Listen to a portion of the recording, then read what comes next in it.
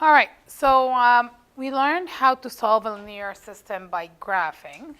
That was our first lesson. Today we're going to learn how to solve linear system by substitution. Before we start this, what does the word substitution mean?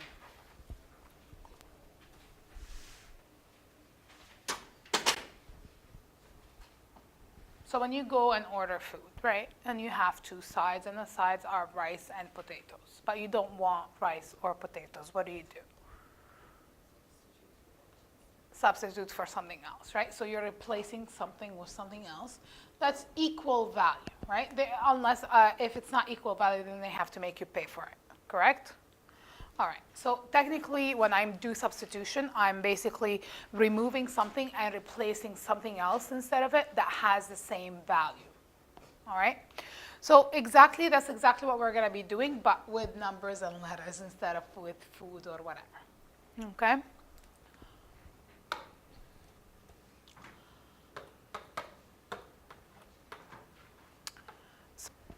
Again, the question is solve the linear system.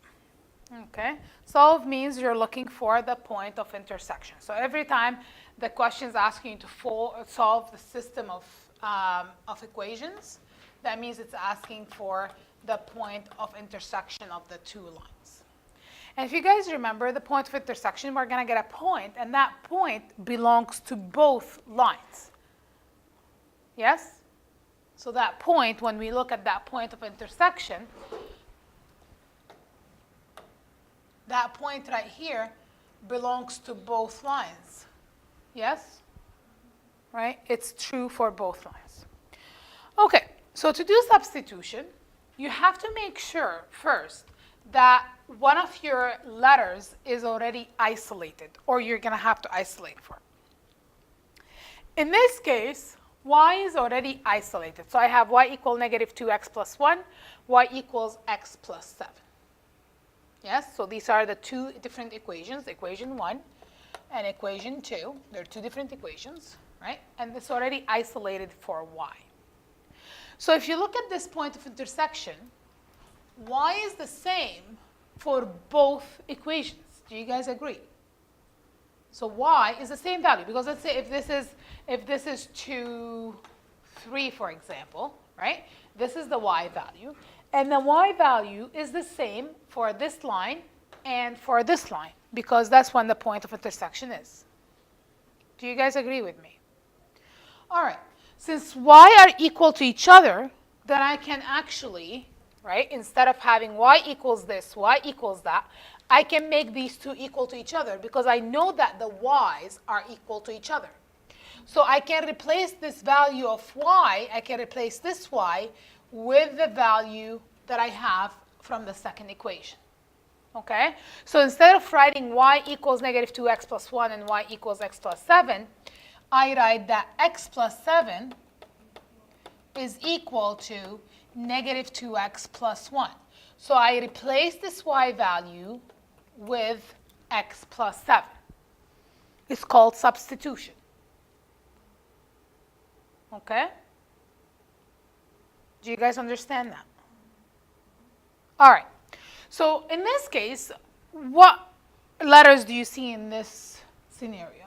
How many letters do you see? So only x. You see x, right? You don't see any other letters. Only one letter, which is the x. So now it's easy to solve because it's on one side, and I can put the numbers on the one side, right, and solve for x.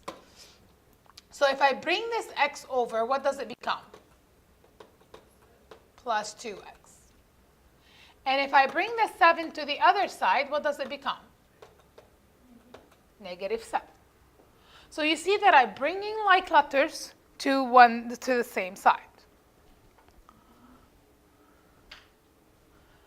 So I have x plus 2x, which is going to give me 3x, equals to negative 6.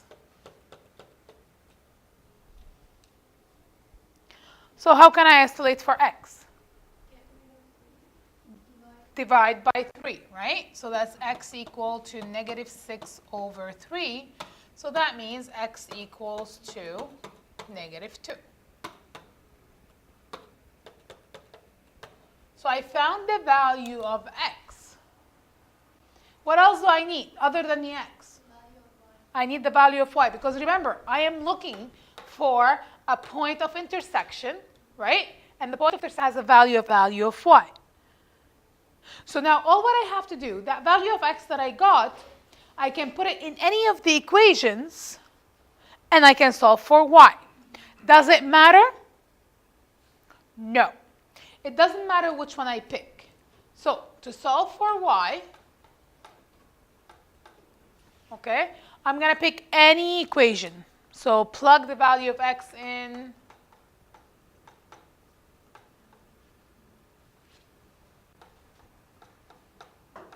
Which one do you want to plug it in? 1 or 2? Okay, in equation 1. Sure. So y equals, what did I get for x?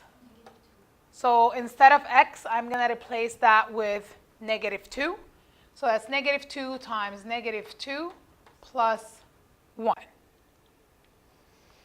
-2 times -2, that is 4. And 4 plus 1, that is 5.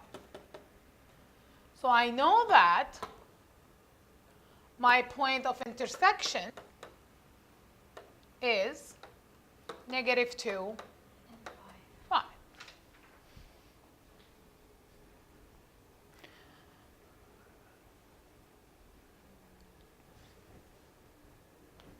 It's easier than graphing. I don't think so. So now, how would I know if my answer is correct or not? Y into both equations to check your solution. My solution is done. I'm done. I found my answer, right? Like, technically, I can stop.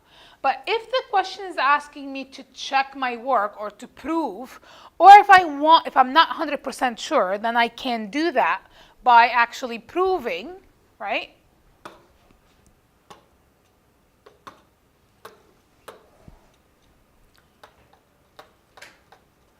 So what was my first equation? Y equals -2x plus 1. So if I plug in -2 for x, 5 for y. So it's going to be 5, 4 plus 1.